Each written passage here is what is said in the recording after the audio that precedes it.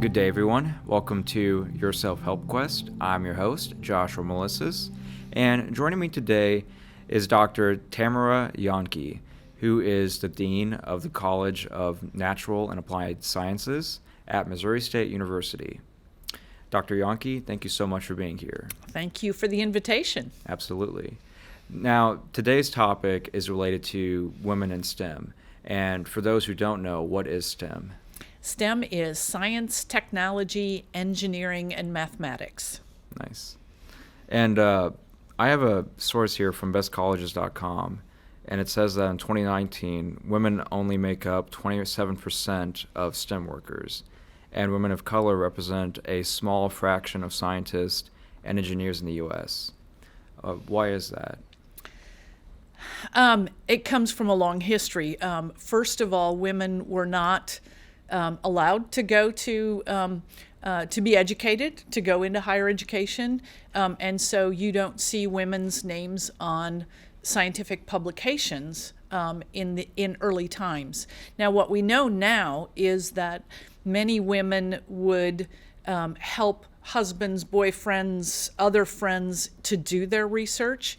And so there's a lot of hidden research that got done. They were allowed to sometimes sit in a classroom, so they were educated more than before. But because they were not part of that education system, it was very difficult initially for women to be able to be in STEM. STEM is one that requires a little bit of extra education.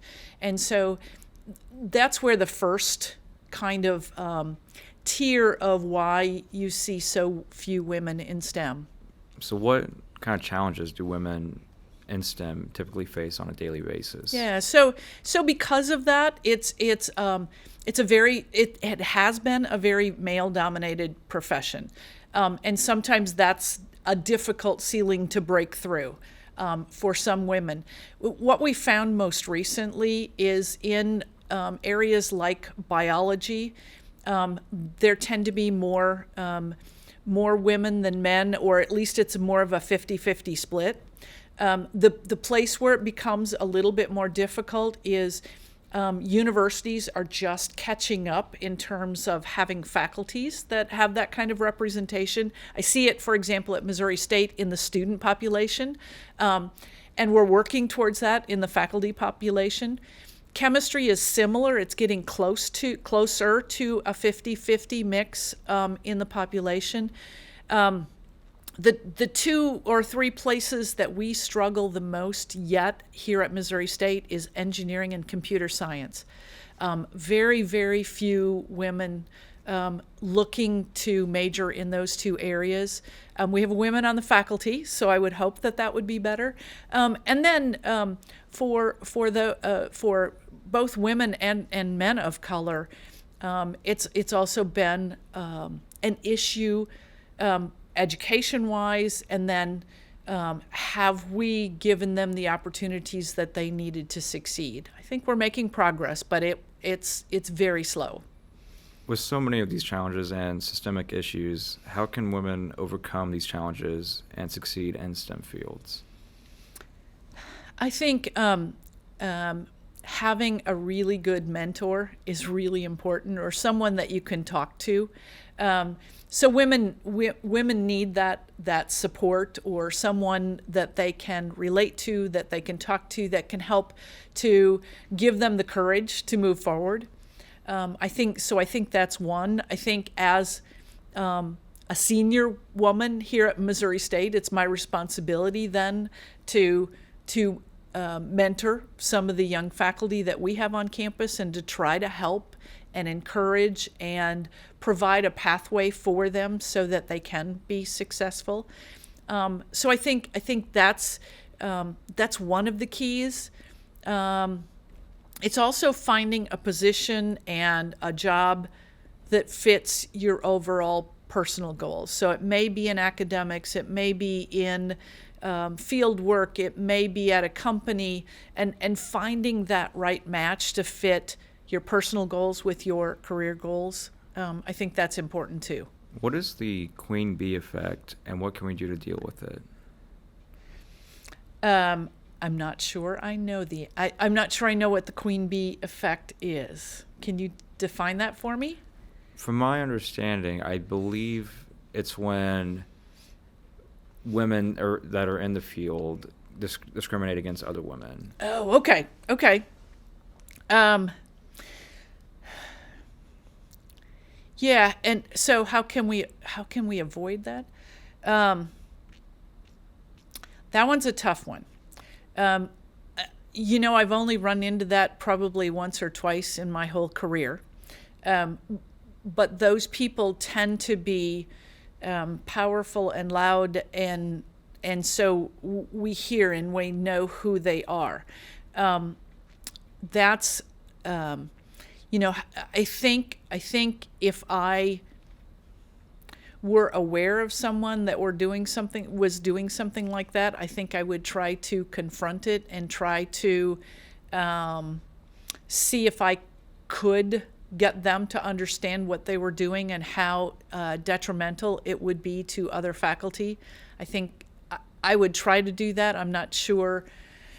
You got to hold people accountable. So I guess that's what I would try to do if I ran into that situation.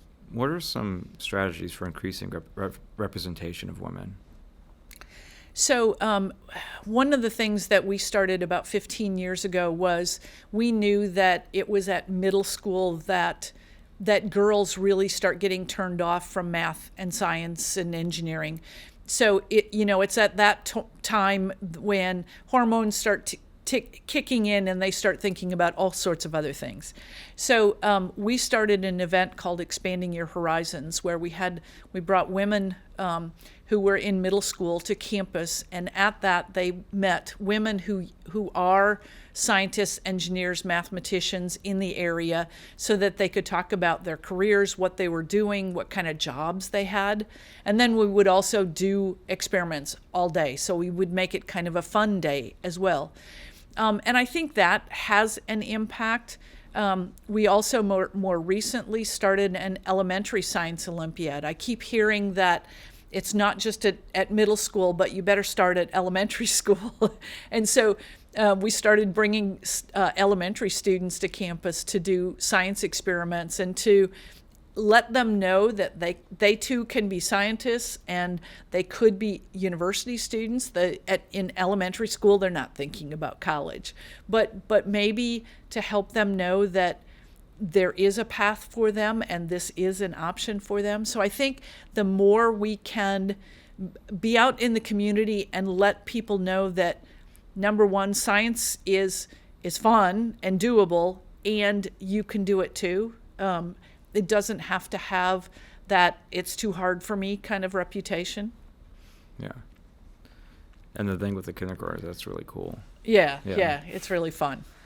You mentioned how it's in middle school is when the interest starts to wane. Right. And I have I researched this, and it said that girls begin to lose confidence in STEM subjects at age 15. Mm-hmm. And is that kind of like related to that, like what you were talking about? Yes. As a matter of fact, they've done another research study, and I don't have the reference here with me, but where they had girls and boys doing a math test, for example, and if they would tell them that, hey, I know you're going to do really well on this test, take this and we'll look at the results. Both of them did really well. If, on the other hand, they would give them both the test and say, hey, this test is really hard, I'm not sure how well you're going to do on it, they both don't do so well. I mean, especially the girls don't do so well. So I think, we get it in our heads that somehow we're not good enough. And I think girls do that better than boys at some point. And so I think that's when the turn happens. And it's tough, and it's not that they're not capable. They are more than capable. They just have to have someone tell them that they're capable. Yeah. So I guess advice would you give to a young woman who aspires to work in STEM but suffers from like a lack of confidence? Yeah. I would say be persistent. Don't be afraid of failure. In science, too, we will fail on a regular basis, but and experiments will fail. But the reality is then we look at, okay, what are all the variables? What do I have control over? What do I not have control over? And how can I do better? Or how can I redesign this experiment? I think life is very much the same way. Is we need to be persistent. We need to think about where our strengths and weaknesses are. And on occasion, it may be, how do I ask for help? Or how do I ask for some guidance? Or how do I find out if this is what I really want to do? And it might be an internship. It might just be a job shadowing. But take advantage of those opportunities, because some of that will be the spark that one needs to continue and be passionate about what you're doing. How effective can self-affirmations be? As kind of like, I guess, as an exercise. Yeah. I think at some point we have to be confident in ourselves, but it's also really easy for someone to talk themselves out of just about anything. I can do that for myself. And so I think having a good sense of self, both your strengths and your weaknesses, are really good.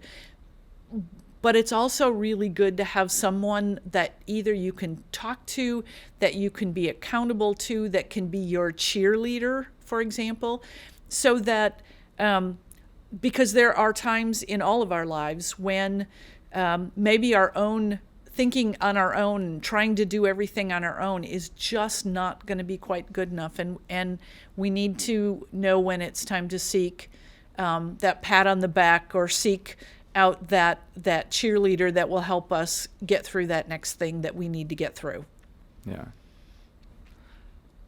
Well, and how can women that work in STEM now serve as role models for aspiring young women? Sure. They can identify students in their classes and help them, supervise them on a science fair project or a research project. Talk to them about careers. Talk to them about what they're most interested in, and in their wildest dreams, what would they like to do? Because sometimes in their wildest dreams, they do want to be a scientist, but they don't even think it's possible. And so by asking those questions, I think it does open the doors and allows a teacher, a faculty member, to help them understand that it is truly possible. And then sometimes beyond that, it takes a little bit of tutoring, because sometimes, and we all do this, in science and mathematics, is we learn something wrong, and unlearning that and learning it correctly is very difficult. It's very difficult for all of us, and that's one of the reasons why math and science tend to be so difficult for people, is we get these preconceived ideas in our heads, and it's hard to unlearn them and learn the correct way.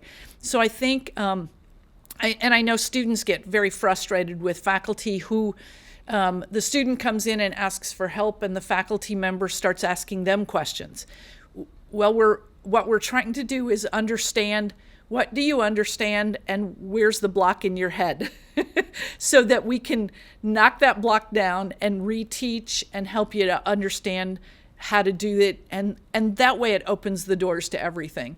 And so I think providing that kind of mentoring to students, to young women, is a great way to open the door and let them know it's possible. Might not be easy, but it's certainly possible. Yeah. What can science teachers do to help their students who have an interest? I think open the doors to them. Many of the area high schools are now doing career academies. So they're linking up the education process with companies in town to help them understand that if I'm really interested in biology or biotech, here are the companies locally that hire those kinds of people, and here's what you might be doing in that job. Or you're interested in healthcare, here's a whole variety of jobs in the hospital. And I think those linkages and understanding, even at the high school level, what's next, what are the opportunities, and then help them understand, for some of those jobs, it's a year or two at Ozarks Technical Community College. For some of them, it's a 4-year or more degree. Maybe it's a master's degree, or maybe that requires a doctorate. Certainly to be a physician, you've got to have an MD degree. So, knowing what that pathway looks like helps them to also then talk to their parents and talk about how do I fund this? How in my family are we going to handle this financial burden? Because it is a financial burden to think about that much education. And so is there a pathway forward that is possible for all of us? So to reduce the gender gap, what kinds of communities and opportunities can we create outside of school?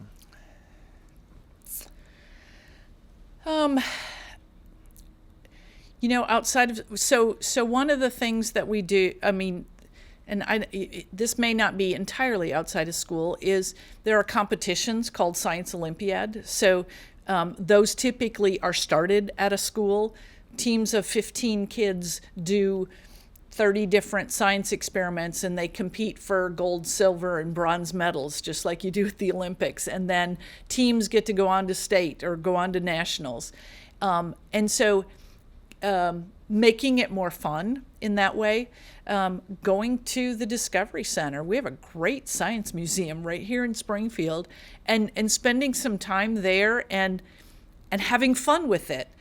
So they make it fun. They make it more of a play environment, but it's also very much a learning environment. So taking that opportunity outside of school to do something like that, joining a book club and reading books about either famous women scientists, famous scientists in general, or maybe it's just about science in general, and talking to others about what you're learning about in that book. I think book clubs are great opportunities to share with peers and others about what you're learning, and then ask the questions, because then everyone can help one another dig into what are the answers. How do I learn more?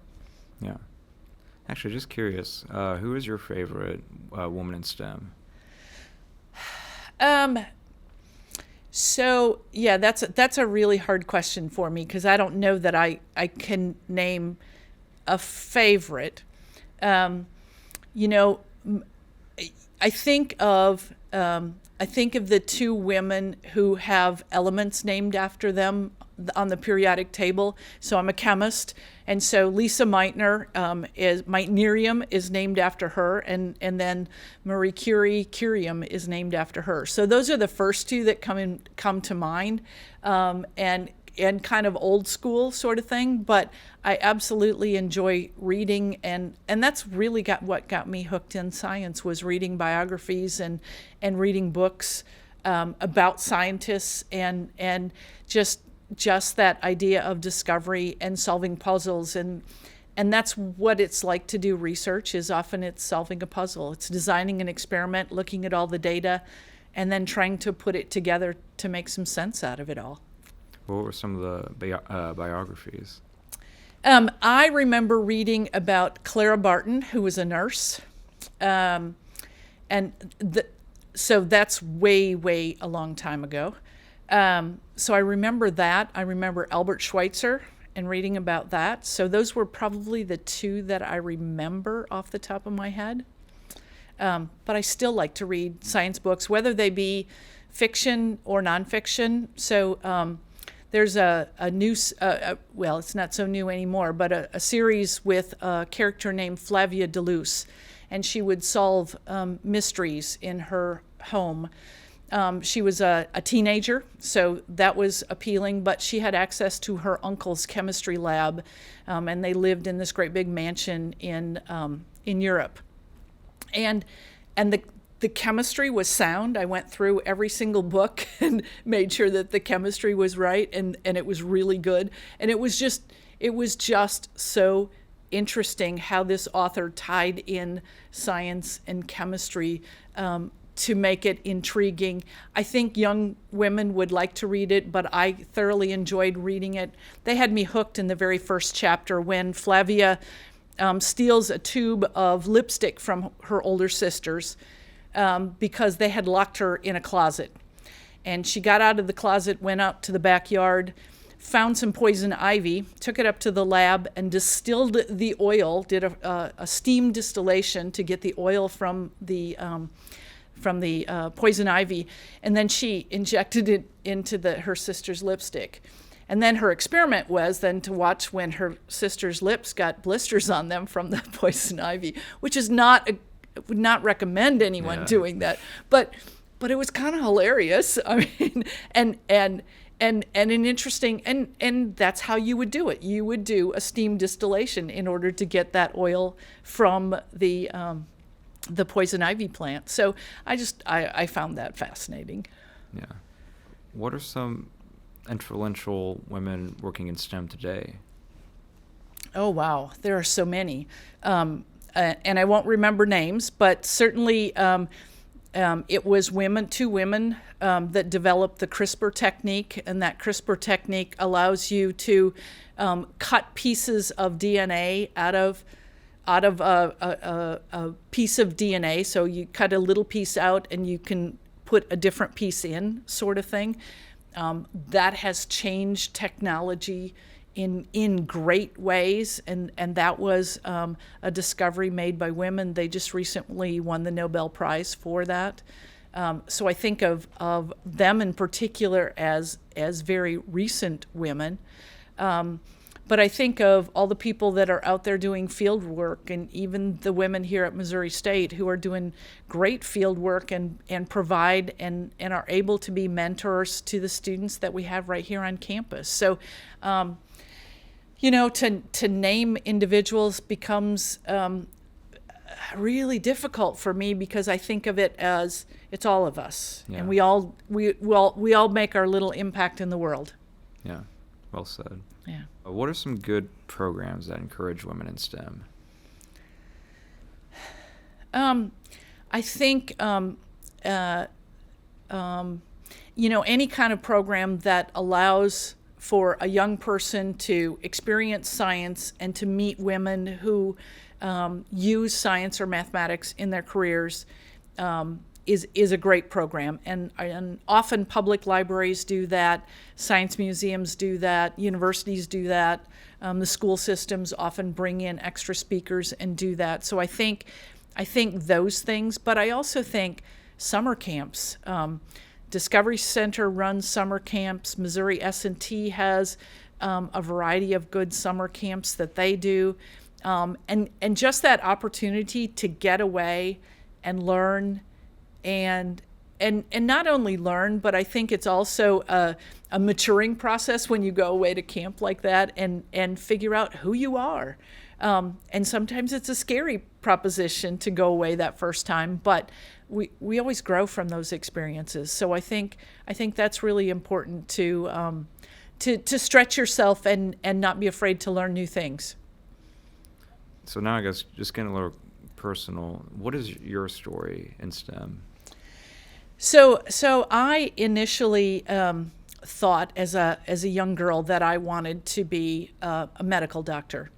My mother was a nurse. My father never graduated from high school, so I was a first-generation college student.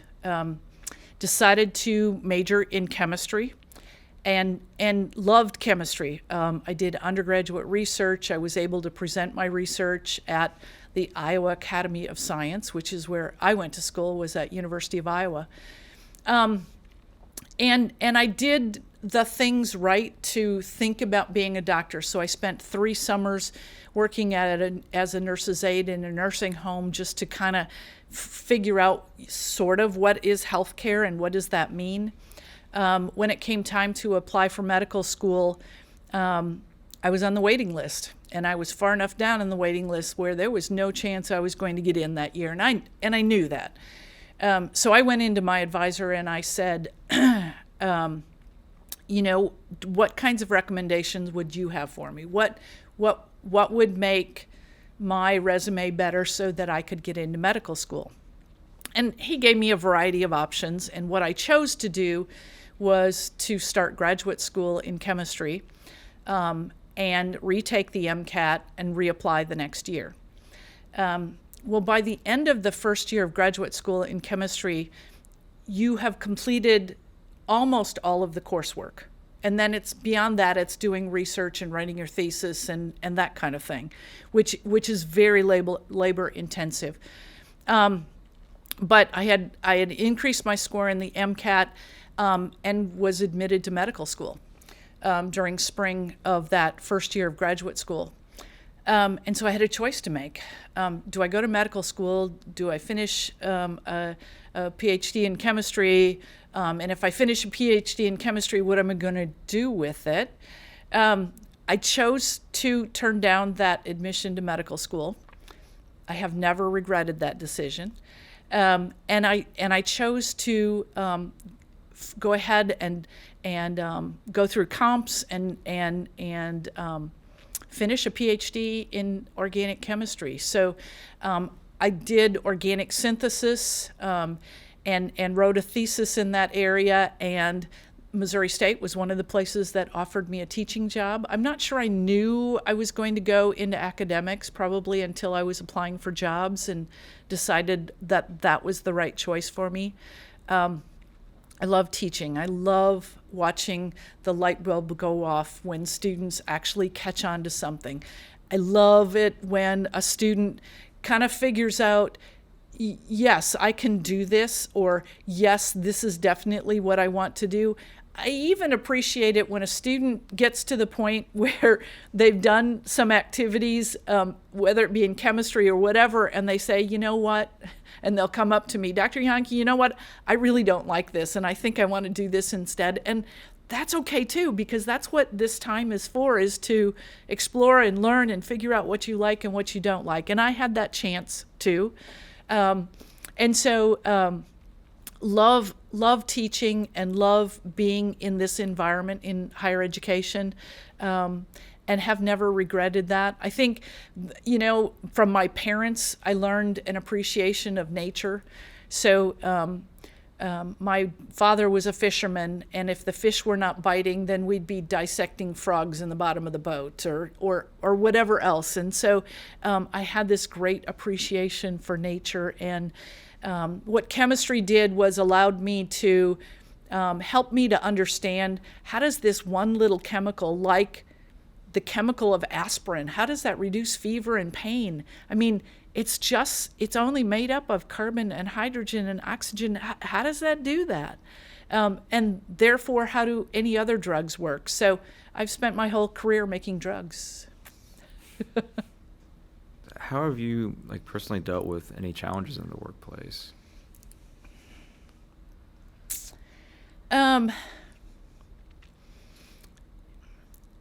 I think it's always been having someone to talk to, a mentor or someone to talk to. So not every day is a good day, and sometimes there is a challenge. So having someone to talk to, and that can be encouraging, that can help you see through the right door and make sure that you've got those opportunities in front of you. And so I think that's how primarily I have gotten through the various challenges, and I have a great support system. And so whether it be other women, other men who are scientists, my husband is a very, very helpful in terms of having someone who knows me well enough that can help me say, no, you don't volunteer for one more thing, or you really need to step back from this thing, or just get some sleep, and that's, sometimes you just need someone to tell you those things too. Yeah. What does the future look like for women in STEM? I think it's bright. I think it's bright for everyone. We, right now in our world, the things that we don't understand and we need to understand and be able to communicate to others. I know that the students, none of us have enjoyed living through this pandemic, but I keep reminding the students and even the faculty, we are living through a pandemic. What are we learning from this? What can we do better?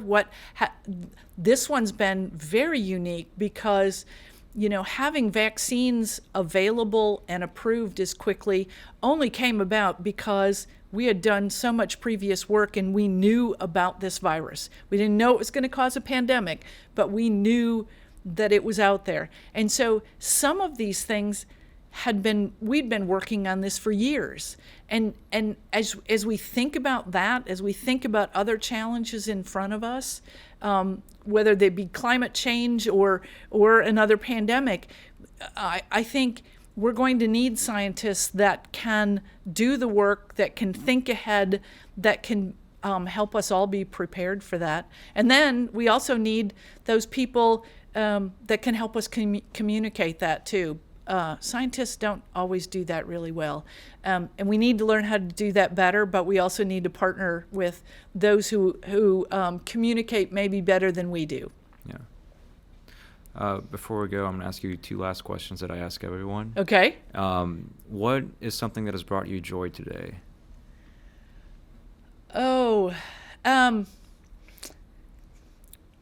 Today. My joy has come from the sunshine and the warm weather that we have today, and being able. Had the opportunity to go for a walk, and I just love to just breathe in the fresh air, and so that gave me great joy today. Definitely beats those snow days. Yes, absolutely, absolutely. What is something that you need to work on? Something that I need to work on. One of the things that I need to work on is certainly time management and prioritizing the tasks that are in front of me. There are always so many, and sometimes I spend days trying to figure out what's the most important thing to do. Some of them you just kind of have to do, but I think it's prioritizing the tasks in front of me. That's the most challenging. Well, Dr. Jahnke, thank you so much for being here. And for our watchers and listeners, thank you so much. And of course, for more content, please subscribe to our platforms on YouTube, Apple, Spotify, and make sure to check out our website as well. I hope you all have a very beautiful day, and make sure to take care of yourselves. Thank you for having me. Thank you.